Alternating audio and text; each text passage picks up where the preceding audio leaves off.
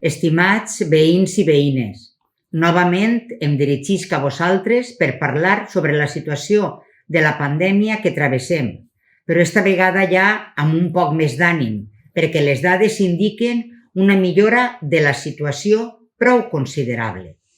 A nivell local podem dir que a hores d'ara tenim una quantitat mínima de contagis, tan sols 1 o 2 casos.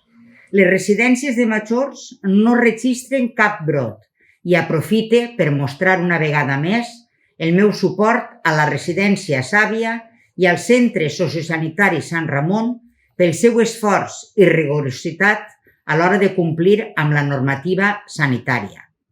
La situació en els centres educatius és bona. No hi ha cap grup en aïllament i en aquest sentit es nota que l'alumnat i les famílies estan cada vegada més conscienciats i que a les escoles i a l'institut estan complint-se de la manera més correcta les mesures establertes. La vacunació està posant de manifest que cada vegada hi ha més franges d'edat vacunades. En estos dies estan cridant al grup de les persones de 60 anys i, a més, després de la insistència per part de l'Ajuntament per a que l'AUMA es pugui utilitzar com a lloc per a vacunar, podem dir que a partir del dia 24 de maig les persones citades hauran d'acudir a aquest edifici. En resum, estem davant unes dades molt positives que ens fan guanyar terreny al virus i a poc anar derrotant-lo. Però, com dic sempre, tot i que la situació ens fa omplir-nos d'esperança, no es pot baixar la guàrdia. Cert que les vacunes ens protegeixen, però el virus encara està present a les nostres vides i cal estar alerta. Per l'altra banda, l'Ajuntament ha començat a poc amb les seues activitats, les quals es porten a terme sempre guardant les normes de seguretat per evitar nous contagis. Des de principis del mes d'abril, la Casa de Cultura té de nou la seva programació d'actes en marxa, concerts de música clàssica, cinema, teatre, etc. Però, com he dit abans, amb les mesures adequades de prevenció i així poder continuar caminant cap a la normalitat. Al poliesportiu estan desenvolupant-se les activitats dins del protocol anticovid, en grups bombolla i reduïts. A l'escola d'adults, tot i que la pandèmia ha fet que part de l'alumnat hagi tingut una assistència irregular, estan portant-se a terme les activitats reglades i els idiomes, i altres no reglades com ioga, pintura, etc., sempre amb la distància interpersonal marcada. Hem començat també el curs de diversitat funcional, molt demandat per part de l'alumnat. Des de l'Ajuntament, aquesta pandèmia ens ha fet posar en marxa les ferramentes necessàries per tal d'adreçar el rumb i que ningú es quede darrere.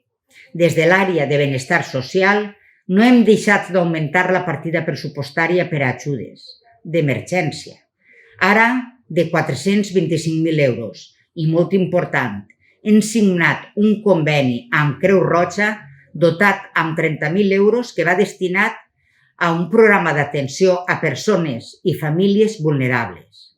També dins d'esta àrea, les persones majors han patit durant l'estat d'alarma la suspensió dels seus tallers, activitats, viatges.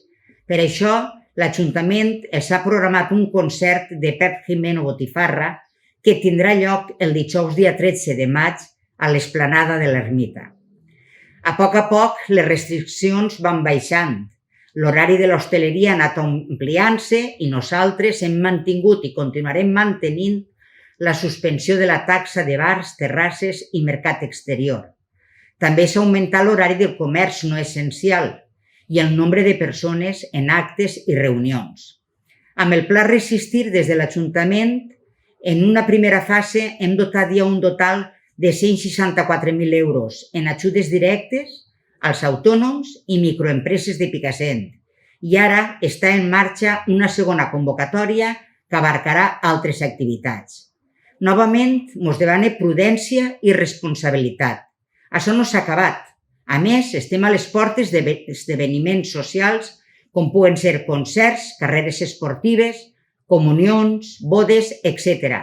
cal ser conscients de l'etapa tan dura que hem passat i hem de respectar les mesures de seguretat que els professionals, com no, es recomanen, per així en un futur poder disfrutar d'un estiu més tranquil. Cuidem-se i cuidem-nos, entre tots i totes. Ànim i endavant, perquè ja està més a prop el dia que tornarem a la tan desitjada normalitat. Moltes gràcies.